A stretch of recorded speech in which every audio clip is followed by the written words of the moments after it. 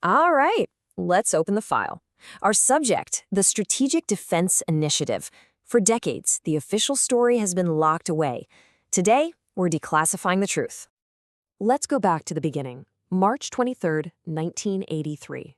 President Ronald Reagan goes on television, and he's not talking about another weapon. He's talking about a shield, a technological fix that would make nuclear weapons, and I'm quoting here, impotent and obsolete. The press, of course, they immediately dubbed it Star Wars. And what a promise it was, right? A promise of total safety, an end to the entire nuclear nightmare. And from that promise, a very convenient story was born. They call it the Victory School narrative. You've heard it a million times. It's a clean, simple tale. Reagan announces his space shield, the Soviets completely freak out, they try to build their own, their economy collapses, and boom, Cold War over. It's neat. It's tidy. It's also a bedtime story, a fiction. So the official version is simple. It was a genius move, a technological checkmate. America proposes this futuristic defense, and the Kremlin, terrified, pours its last rubles into a race it can't win. The system cracks, the wall falls. End of story. Except that's not what the intelligence ever showed. Not even close. Right. If you want to understand what actually happened, you have to throw that story in the trash and look at the cold, hard logic of the time. This wasn't about a tech race. It was about something much more fundamental and, well, much more brutal. You have to remember, for decades, peace, if you want to call it that, was built on a suicide pact. We called it Mutual Assured Destruction, MAD, MAD. The entire idea was that nobody could win a nuclear war, so nobody would be crazy enough to start one. The only thing keeping the missiles in their silos was the absolute guarantee that if you launched, you would be destroyed in return. Stability came from everyone being vulnerable. And Reagan's big idea was to shatter that entire logic. And that's where you see the core miscalculation from Washington. They expected a mirror image. They thought Moscow would get sucked into this defensive spiral, trying to build their own shield and bankrupt themselves doing it. But the Soviets, they didn't take the bait. They ran the numbers and chose what we call an asymmetric response. Their thinking was simple. If you're building a bigger shield, we'll just build a lot more swords. So what did that look like on the ground? Well, their counter strategy was brutally efficient. They stuck with what they knew, offense. They planned to just overwhelm any potential shield with sheer numbers, saturation. They'd use decoys to confuse it. And the key thing here? Their military budget stayed pretty much the same. They just kept spending on proven, reliable missiles. They weren't about to chase some sci-fi fantasy. Okay, so if Star Wars didn't break the bank for the Soviets, then what did? Look, they were bleeding out from the inside. The war in Afghanistan was a financial black hole. Their entire economic system was rotting from the core, and that rot started long before Reagan even mentioned SDI. The truth is, the Soviet Union collapsed under its own weight. SDI was just a sideshow. Right, and that brings us to the real question. If this thing didn't win the Cold War, then what did it do? What was its real impact? And when you look at the diplomatic record, the answer is pretty chilling. It wasn't a winning weapon. It was a poison pill. The timeline tells the whole story.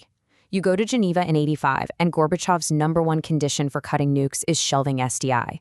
A year later, in Reykjavik, they are on the brink of the biggest disarmament deal in history, a grand bargain. It all falls apart over one thing. Reagan refuses to trade away SDI. The only reason the landmark INF treaty gets signed is because Gorbachev finally decides to stop arguing about it and de-link the two issues.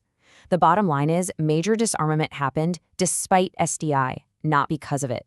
So the conclusion is unavoidable, really. For the better part of a decade, this program was the biggest roadblock to ending the Cold War peacefully. It was a technological fantasy that Washington held onto, and it held real historic peace deals hostage. So, the Berlin Wall falls, the Soviet Union is gone, the Cold War is over. But the idea behind SDI, this ghost in the machine, it didn't just disappear. Oh no, it survived. It mutated. The mission just changed to fit the times. The threat wasn't a massive Soviet strike anymore. It was, rogue states with a handful of missiles. So the Strategic Defense Initiative, SDI, becomes GPALs, Global Protection Against Limited Strikes. Then GPALs becomes the BMDO, and that eventually becomes the Missile Defense Agency, or MDA, that we have today. The name changes, the scope shrinks, but the core idea, the institutional DNA, it's exactly the same. And all of that, that whole bureaucratic evolution, it leads us right here, to the year 2002. That's the year the United States just walked away from the 1972 Anti-Ballistic Missile Treaty.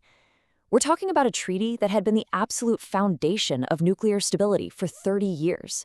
And it was scrapped, all to keep this ghost of SDI alive. And the fallout was predictable.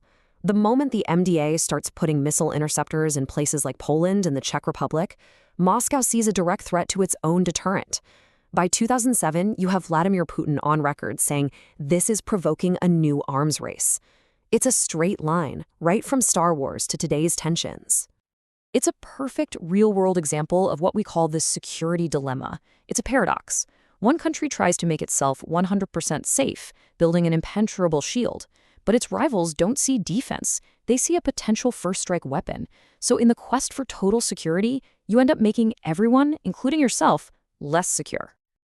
Okay, so that brings us to the end of the file, the final assessment, the declassified bottom line on the Strategic Defense Initiative. And here's the final verdict. It's a strange one.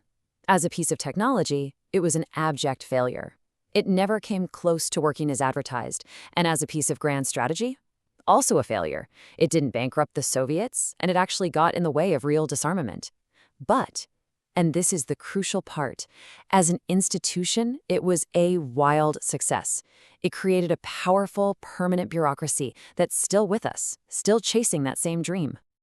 So in the end, Reagan's dream of a perfect shield never came true, but the idea he unleashed, it changed everything. We tore down the old, stable, if terrifying, system of mutual assured destruction. And the question we have to ask ourselves is, what did we replace it with? Maybe just a state of perpetual insecurity. File closed.